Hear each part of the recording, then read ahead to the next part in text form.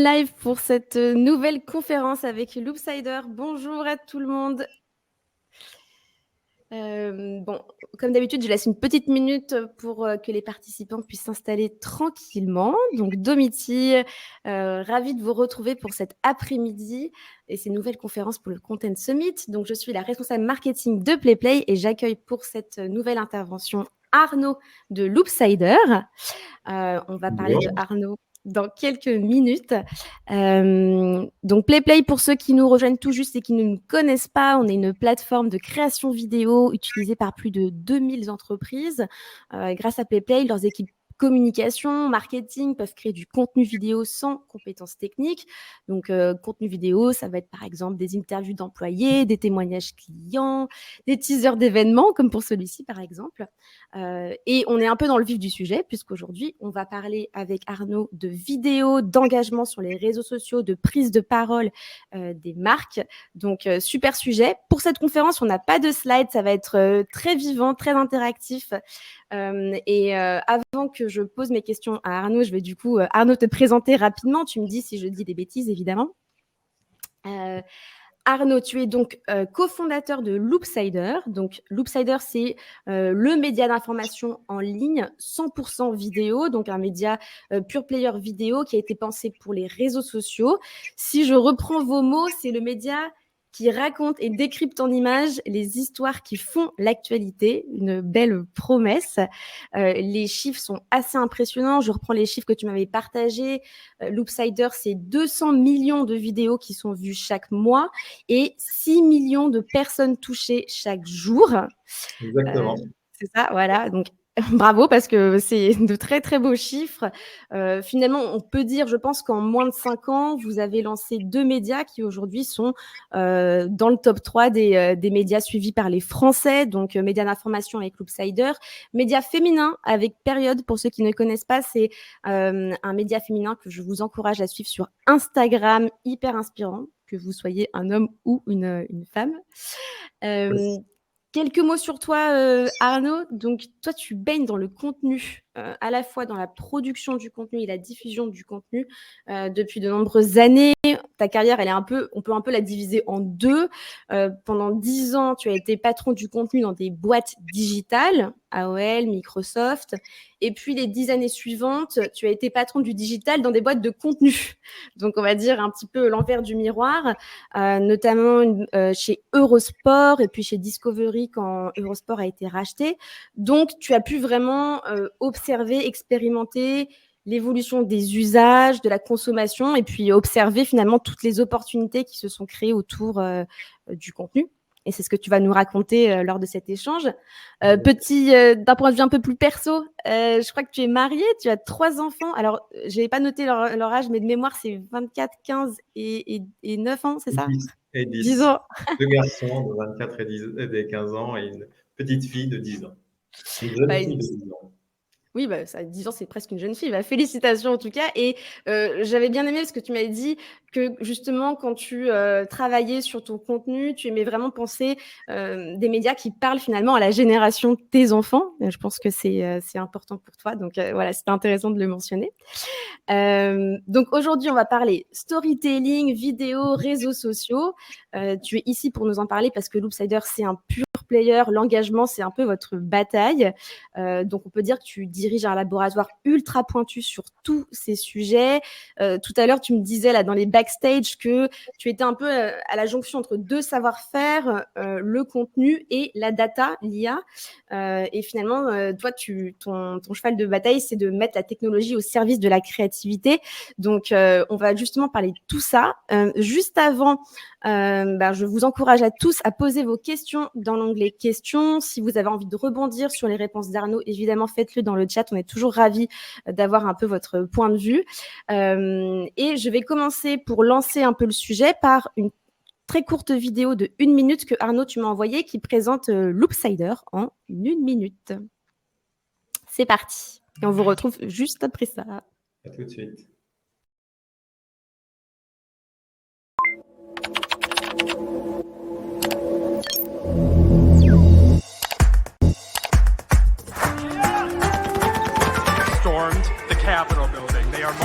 À ce moment-là, moi, j'ai peur. C'est mon dernier jour, je ne sais pas pourquoi. Voilà ce que je me dis.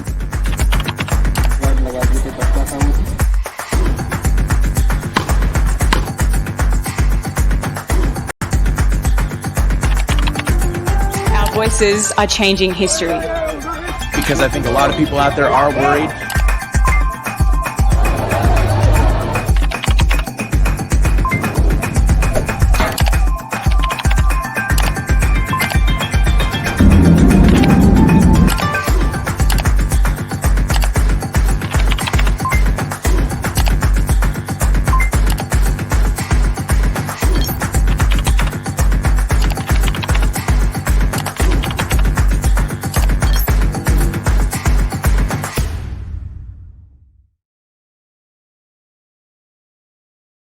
Hop, Arnaud, je t'ai retrouvé.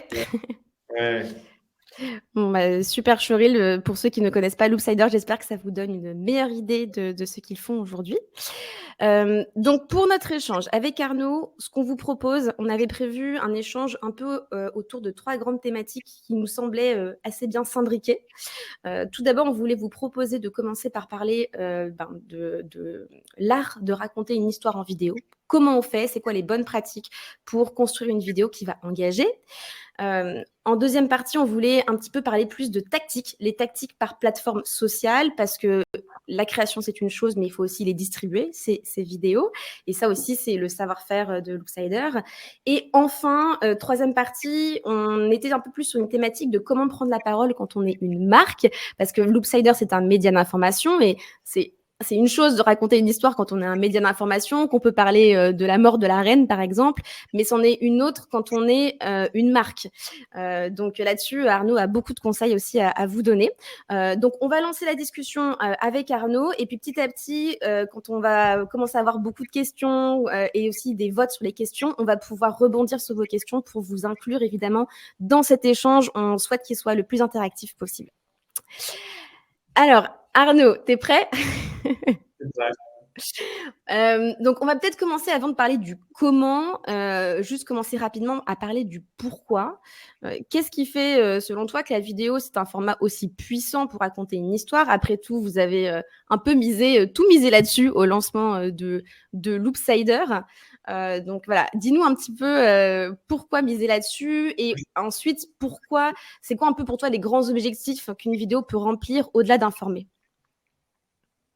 Ouais, bah, écoute, d'abord merci et ravi d'être là et de pouvoir parler de Loopsider et comment on en est arrivé là. Nous, quand on s'est lancé avec mes 2 associés, moi j'étais, comme tu l'as dit, chez Discovery, Johan dirigeait Libération et le troisième dirigeait Dailymotion, et on était tous les 3, on avait passé les 20 ans d'expérience dans les médias, et on arrive à un constat, c'est que à la faveur de l'arrivée et de l'émergence des écrans mobiles et des réseaux sociaux, il y avait un basculement des usages.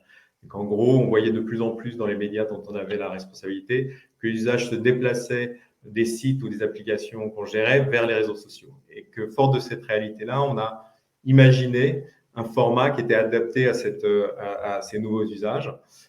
Et puis, quand on a regardé de quoi étaient constitués ces usages, la vidéo est arrivée comme une évidence.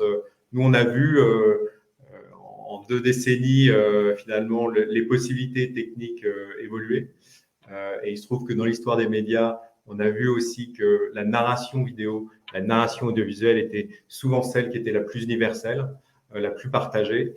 Et les réseaux sociaux ne font pas exception à ça. Et il se trouve que les presque 5 ans qu'on a vécu dans l'aventure Loopsider nous l'ont confirmé, parce que les derniers réseaux qui sont arrivés, si je mentionne TikTok, sont des réseaux qui sont uniquement vidéo et qui confirment que cette réalité d'usage est là. Et puis le deuxième point, c'est que effectivement, on a tous dans la poche un écran. Voilà, on a tous un écran, mais on a aussi une caméra. Et que cette explosion des usages, elle s'est aussi accompagnée d'une démocratisation de la création.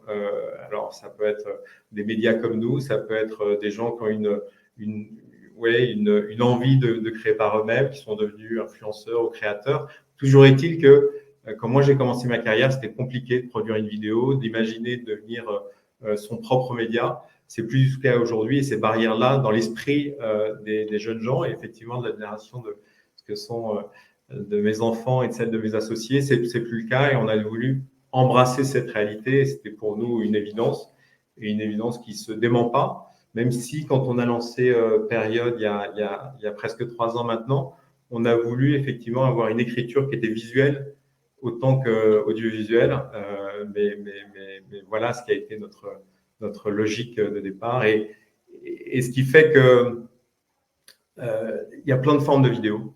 Parce qu'aujourd'hui, on parle de la vidéo comme avec un grand V, mais ce qu'on a appris pendant ces 4 ou 5 ans, c'est que finalement, c'était très protéiforme, et que notre savoir-faire, il est aussi de savoir adapter les formats de narration, utiliser des bonnes pratiques qui sont assez universelles, mais de les adapter aux usages de chacune des plateformes. Et donc, on ne produit pas de la même façon selon qu'on adresse un public via Facebook ou via TikTok ou via Instagram.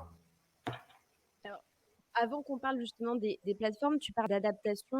Dans nos premiers échanges, tu m'as parlé de l'importance de trouver sa personnalité, entre guillemets, hein, son positionnement, qu'on soit un média ou une marque. Qu'est-ce que tu veux dire par là? Quel est ton conseil là-dessus que tu as donné aux marques et aux équipes de communication qui nous écoutent, qui produisent eux-mêmes du contenu vidéo? Avec cette démocratisation de la production, et finalement de moins en moins de barrières à l'entrée. Moi, quand encore une fois, hein, je démarrais ma carrière, on pouvait aller travailler dans 6, 7 chaînes de télé, peut-être 10, et finalement les trajectoires étaient plus étroites, les possibilités étaient plus étroites. Aujourd'hui, on peut devenir un émetteur, un média par soi-même, on n'a pas besoin de beaucoup de moyens. Mais la contrepartie de ça, c'est qu'il y a une quasi-infinité de l'offre, il y a un environnement qui est hyper fragmenté. Nous, on s'est lancé, on gérait à peu près 3 plateformes ou 3 réseaux sociaux. Maintenant, on doit en gérer 6 ou 7 pour notre compte et pour celui de nos partenaires et de nos clients. Cette réalité-là, elle a dû faire évoluer notre façon de faire les choses. Et donc, on a gardé un certain nombre de principes qui sont communs à tout, de narration, d'efficacité dans la narration, et puis finalement, qui sont des principes de narration et d'arc narratif qui sont propre à tous les médias ou à tous les émetteurs de contenu. Et puis après, on en a adapté certains. Moi, je pense que dans cet univers fragmenté, ce qu'on dit souvent en interne, c'est que pour être visible, il faut être lisible.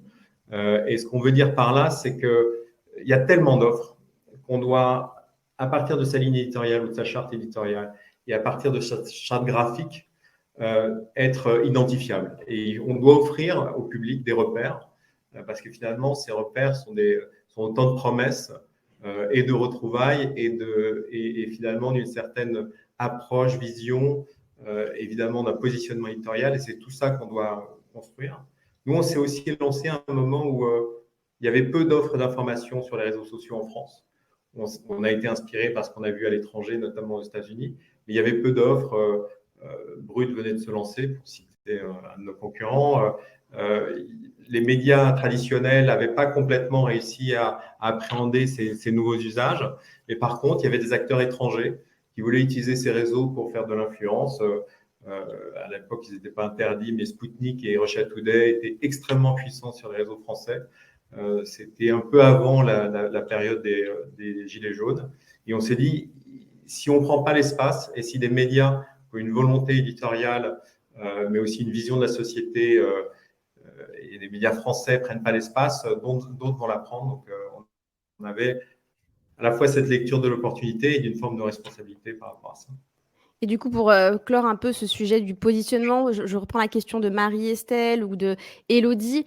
Qu'est-ce qui fait un peu votre positionnement éditorial? Qu'est-ce qui fait aujourd'hui que que Loopsider est unique et différent, notamment d'autres confrères que tu as pu citer?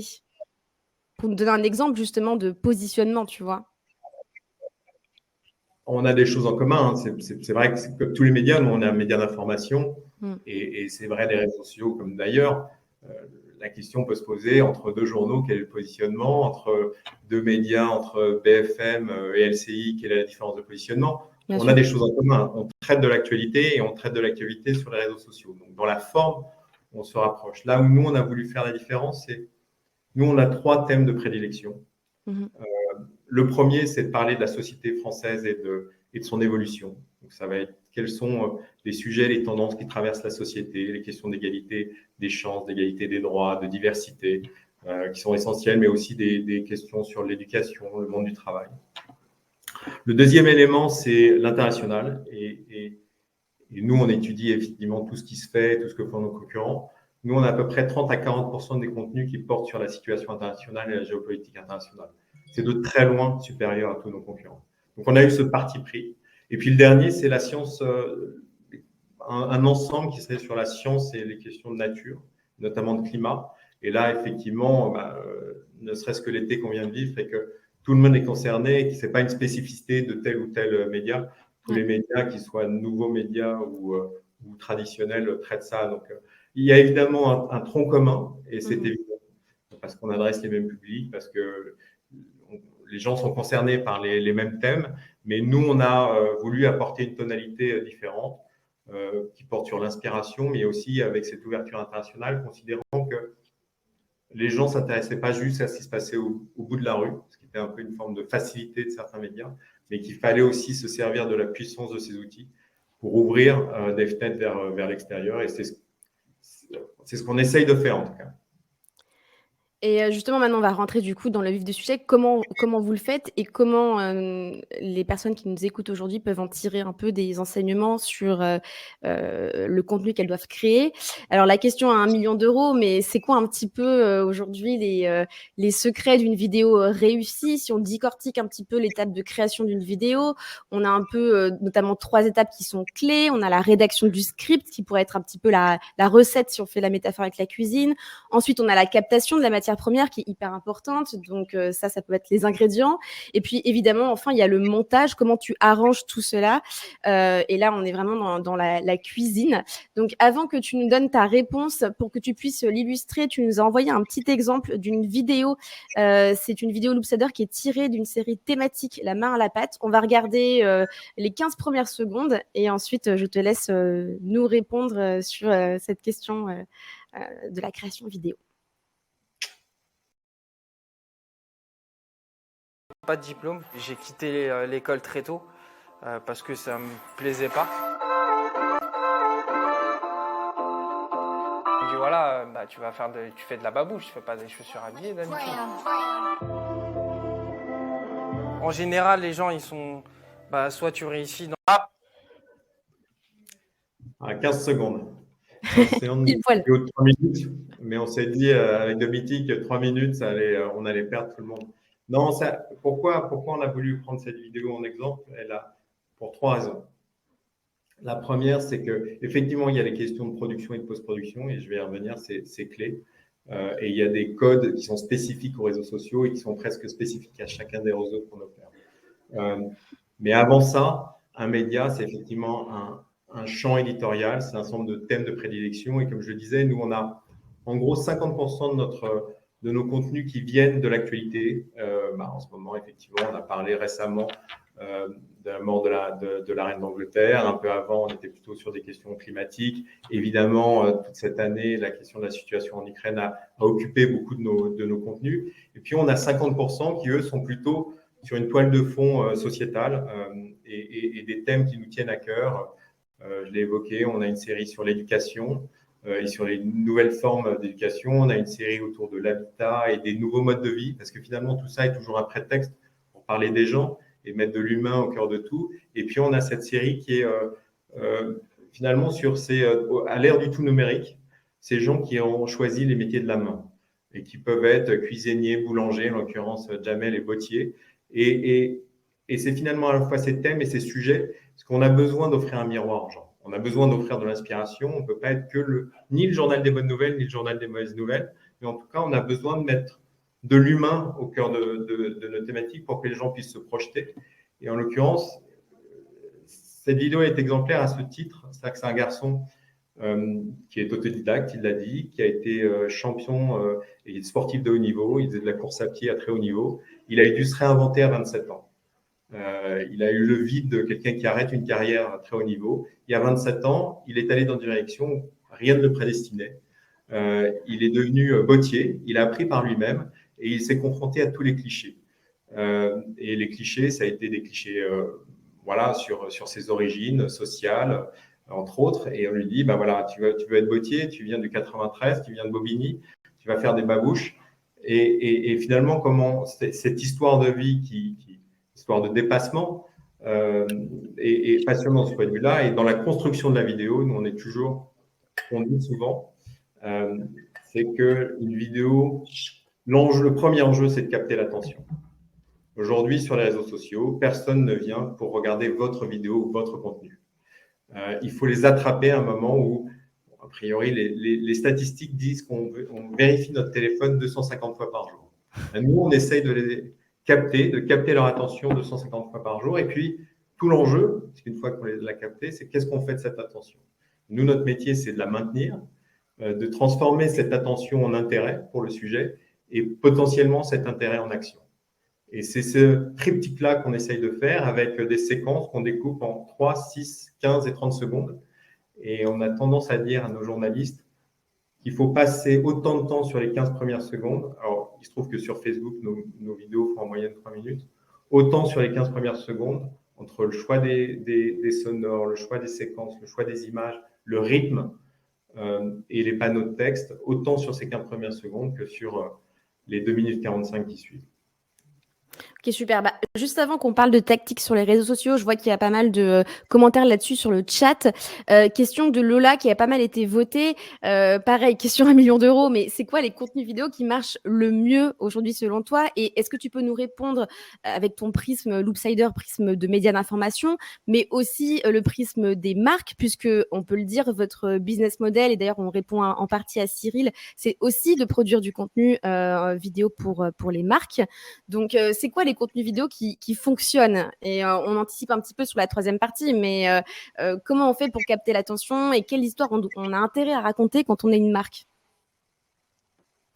Il y a plein de questions en une. D'abord, j'adorerais venir et vous dire qu'on a craqué une recette qui fait qu'on sait exactement les thèmes, les sujets et le type de vidéo qui marche à coup sûr. Il y a peut-être des gens qui savent faire ça. Nous, c'est pas comme ça qu'on regarde l'opportunité. D'abord, je pense qu'il y a une réalité qui est que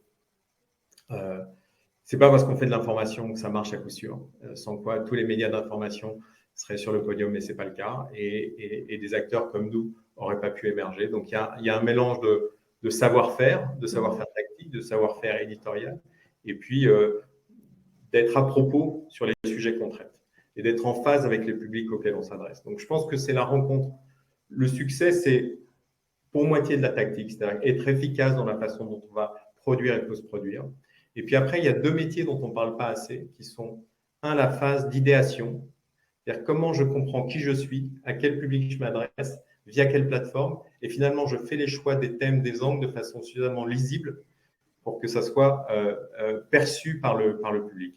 Ça veut dire qu'une fois que j'ai déterminé ce que mon positionnement éditorial, comment est-ce qu'au quotidien, je le fais vivre. Et puis après, il y a la partie distribution qui est pour le coup très, très tactique, qui est de dire quel est le bon moment pour diffuser une vidéo et comment j'analyse le succès d'une vidéo pour la répéter au maximum. Après, les recettes, elles sont… nous, quand on accompagne une marque, on fait tout un travail d'analyse du positionnement, de là où elle est, des thèmes qu'elle veut adresser, de là où elle est légitime, et finalement du public qu'elle veut adresser. Et c'est la combinaison des trois qui nous permet de dégager un cadre, de proposer un certain nombre de sujets qui rentrent dans ce cadre et qui peut être très B2C, parfois très B2B, sont les plateformes sur lesquelles on va pousser nos contenus et nos vidéos. Et puis, c'est très basique, mais on apprend en faisant. Comme souvent dans la vie, c'est une discipline qui nécessite d'être pratiquée. Et c'est vrai de ce qu'on a fait nous quand on a construit nos marques, mais c'est aussi vrai de ce qu'on fait en accompagnant nos marques. C'est-à-dire qu'on part dans une direction et on voit ce qui fonctionne et finalement on affine. Et c'est pour ça que nous, généralement, on accompagne les marques dans la durée.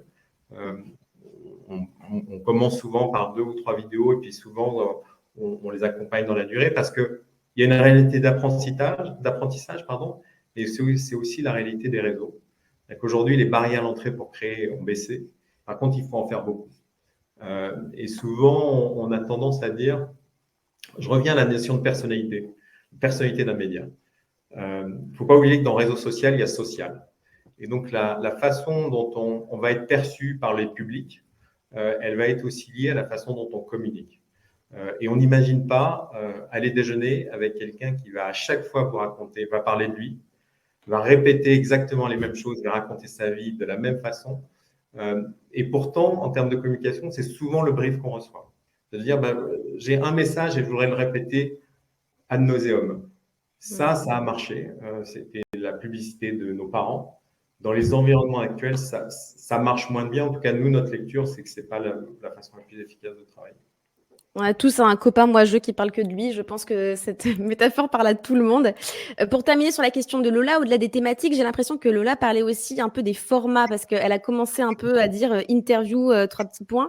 Est-ce que, encore une fois, tu vas nous dire évidemment ça dépend, mais est-ce que tu vois quand même pressant qu'il y a des formats aujourd'hui qui fonctionnent mieux que d'autres? C'est vrai que sur Loopsider, on voit quand même pas mal d'interviews, par exemple. Voilà, qu'est-ce que tu en penses, toi? Alors, nous, on pense qu'il faut… Alors, nous, globalement, il y a 2 règles. C'est qu'il faut qu'il y ait quelqu'un au centre de la vidéo. C'est-à-dire que, Incarné, quoi. L'incarnation, ça peut prendre plein de formes. Il y a de l'incarnation par un host, il y a l'incarnation par les témoins.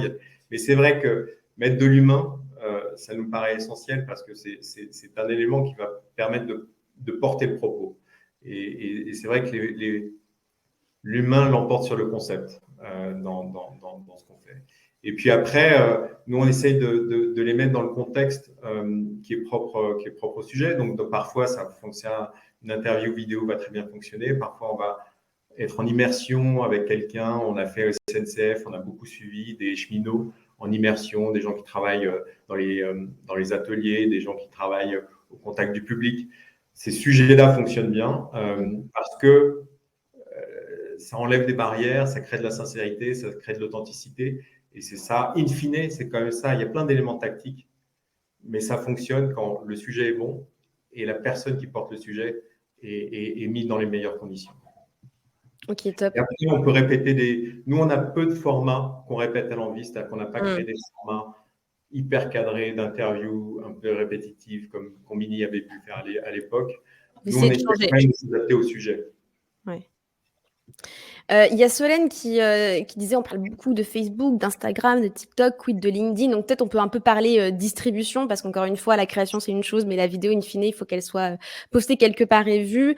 On n'a pas énormément de temps ensemble, mais qu'est-ce que tu peux nous apprendre? Vous avez quand même tout un laboratoire un peu technologique chez Loopsider qui étudie un petit peu ce qui fonctionne, ce qui fonctionne pas, les algorithmes, ratio, rythme, fréquence. Qu'est-ce que tu peux nous apprendre là en peu de temps qui pourrait être utile à tout le monde un peu sur ces différents réseaux et leurs spécificités? Ouais. Il y a plusieurs familles, on va dire, qui se répartissent entre les formats, les durées, ce qui est quand même assez important, et puis après l'algorithme. Donc, je vais essayer je vais en présenter 2 au moins, et puis ceux qui se rattachent. Il y a la famille de vidéo carrée, muette, texte à l'écran, 3 minutes, ce que chez nous on appelle du long. Ça, c'est une première famille et finalement, on pourrait rattacher à Facebook une partie de LinkedIn, une partie de Twitter. C'est-à-dire que cette mécanique de narration, cette durée-là fonctionne bien. Et puis, on a maintenant, celui qui s'est imposé, c'est le format TikTok. Vertical, plus court, entre 30 et 60 secondes, plutôt 30 que 60 pour le moment. Voice-over, parce qu'il ne faut pas oublier que TikTok, ça s'appelait avant Musical.ly, que c'était un réseau musical et que donc le son est important. Donc, les vidéos muettes fonctionnent moins bien de TikTok. Le public, même si souvent c'est caricaturé, c'est-à-dire qu'on dit Facebook, c'est le réseau des vieux, TikTok, c'est le réseau des jeunes. La réalité, elle est beaucoup, beaucoup plus complexe que ça. Mais ces 2 réseaux-là, et maintenant, il se trouve que TikTok, Instagram devient de plus en plus TikTok, que YouTube a lancé les shorts pour aller chercher ce public-là. Donc, il y a vraiment ces 2 familles que je présenterai comme 2 éléments de référence et 2 standards. Et nous, généralement, on produit nos contenus avec ces 2 standards en tête et on adapte chacune des vidéos selon qu'elles sont pertinentes pour les publics adressés sur ces 2 standards. Et puis, il y a une dimension d'algorithmie. Et il y a finalement 2 familles d'algorithmes qui s'opposent. Facebook, c'est un social graph, c'est-à-dire que vous voyez les contenus qui sont vus par les gens que vous suivez. Et TikTok, c'est un interest graph, ce qui est assez proche d'ailleurs de ce qui est YouTube, c'est-à-dire que vous voyez des contenus par rapport au type de contenu que vous avez suivi ou vous avez aimé. Et ça, comprendre le mécanisme de ces deux algorithmes, ça nécessite là aussi de la pratique. Et la mécanique de distribution des contenus, elle est liée à votre capacité à trouver votre positionnement et ce qui va vous rendre finalement plus visible. Parce que tout l'enjeu, nous, quand on diffuse un contenu sur Facebook, par exemple, il est vu par à peu près 5% des gens qui nous suivent. Et tout le reste, et généralement, c'est plutôt 95% effectivement des gens qui ne suivent pas nos comptes, qui voient les vidéos. Et c'est cette efficacité-là qui est liée à l'engagement qui compte énormément. Alors, ça fait une bonne transition. Tu parles d'engagement. C'était dans le chat. Je n'arrive plus à retrouver la personne qui en a parlé, mais c'est pas grave. L'engagement, c'est un mot qu'on utilise à tort et à travers. Je pense que c'est intéressant de savoir, toi, c'est un peu votre métier. Comment tu définis aujourd'hui l'engagement? Qu'est-ce qui fait pour toi que tu considères qu'une vidéo, elle va être réussie, que ce soit pour Loopsider ou pour des marques que vous accompagnez? Comment tu traduis concrètement cette notion d'engagement?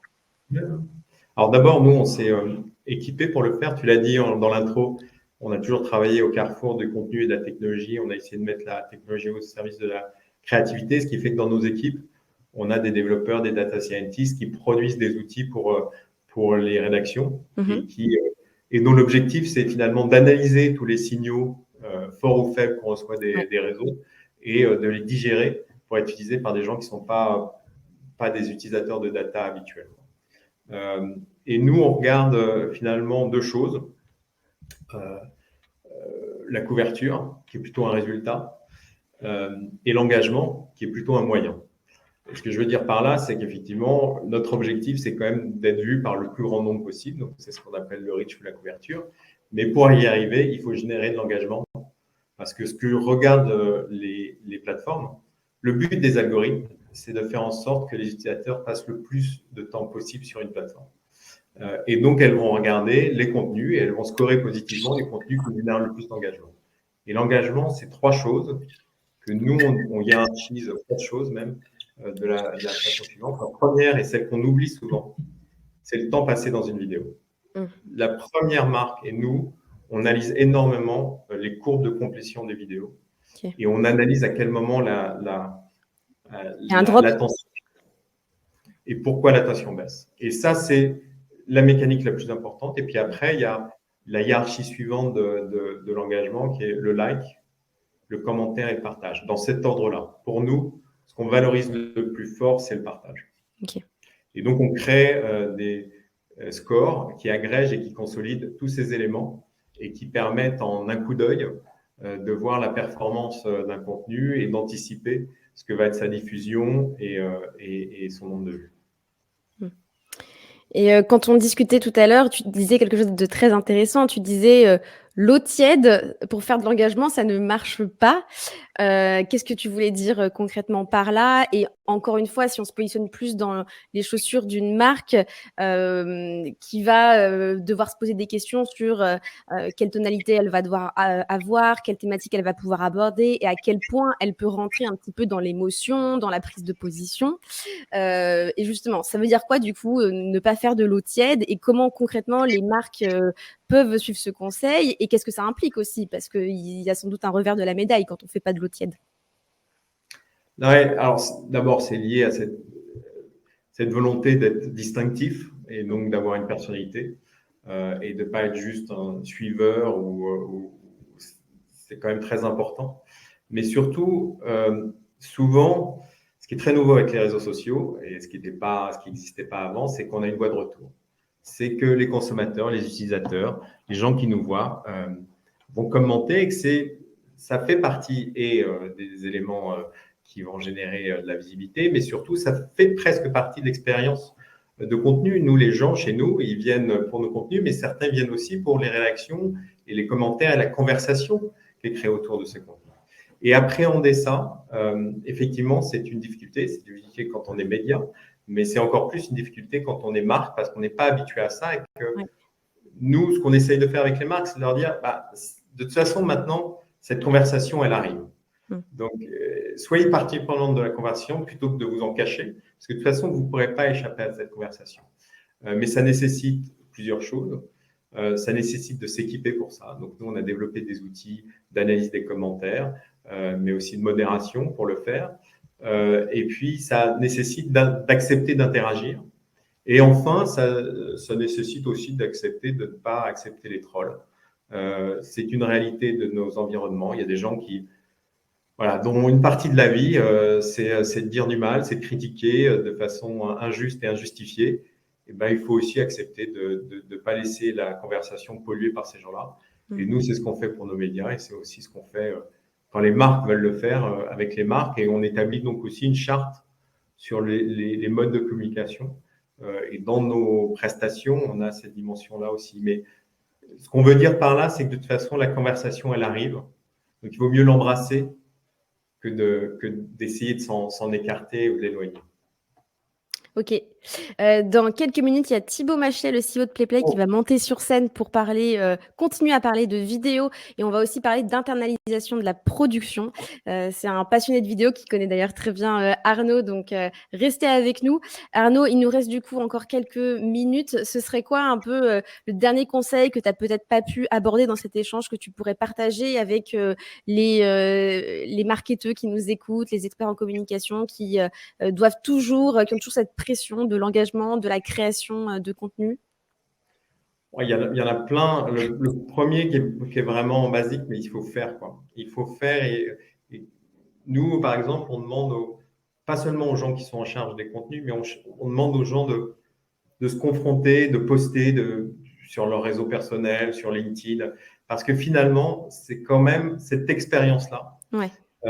Elle nous permet de nous confronter à un certain nombre de mécaniques. Et nous, on croit beaucoup au fait que la pratique nous rend meilleurs.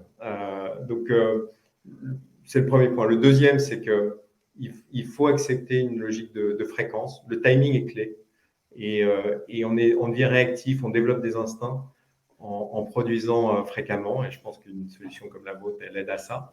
Puis le troisième, c'est un peu comme pour la nourriture. Tu as pris cet exemple-là, donc je vais le reprendre. C'est bien d'apprendre la cuisine. Par moments, c'est bien aussi d'aller au restaurant.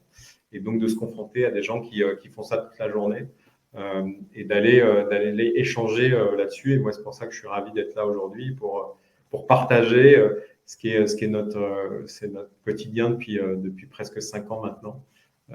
Mais je pense que c'est important parce que finalement, la façon dont les gens vont interagir avec vos messages, avec votre communication, avec vos contenus, elle ne sera pas la même suivant le moment où vous allez le faire, suivant le réseau sur lequel vous allez le faire. Et cet apprentissage, il n'a pas de prix. Donc, il faut se lancer et c'est en se lançant qu'on devient meilleur et qu'on apprend à avoir les bonnes thématiques au bon moment. Donc, Exactement, il faut se jeter à l'eau, quoi. C'est vraiment... moi, souvent, on voit des gens qui ont peut-être deux travers. La volonté de surréfléchir, de surpenser le truc, et finalement, ça met un enjeu énorme au moment où on sort le premier contenu ou la première vidéo. Ouais. Et deux, de surproduire. C'est-à-dire qu'avec des référents qui sont des référents un peu de télé, et avec des moyens qui sont démesurés au regard de ce qui est nécessaire. Et puis le troisième point, c'est, encore une fois, une stratégie de contenu, c'est 3 choses. C'est l'idéation, comment je choisis mes sujets, la production et la post-production, même si dans beaucoup de cas, c'est principalement de la post-production parce que les images existent, et la distribution. Et le fait de répéter ce cycle et d'apprendre entre les deux en se documentant et en nous nourrissant ces décisions d'analyse de la donnée. Et nous, on a créé des outils pour ça parce que notre quotidien, il est d'absorber, on touche, je crois qu'on traite maintenant quasiment 1 million de points de données chaque jour. Il est clair qu'on ne peut pas mettre 2 data analysts pour traiter ça. Il faut utiliser le machine learning et l'intelligence artificielle. Super conclusion, ça conclut parfaitement notre échange. Merci beaucoup Arnaud. Moi, j'ai appris plein de choses. J'espère que notre audience aussi. Et j'espère que tu restes avec nous pour l'intervention de Thibaut. Non, évidemment, je vais l'enregistrer. Pression, Thibaut, pression. L'oncle qui va filmer Thibaut au télescope. Bon, on se retrouve dans quelques secondes sur la scène avec Thibaut. Merci beaucoup Arnaud. À très vite. Merci Domiti, à bientôt. Au revoir.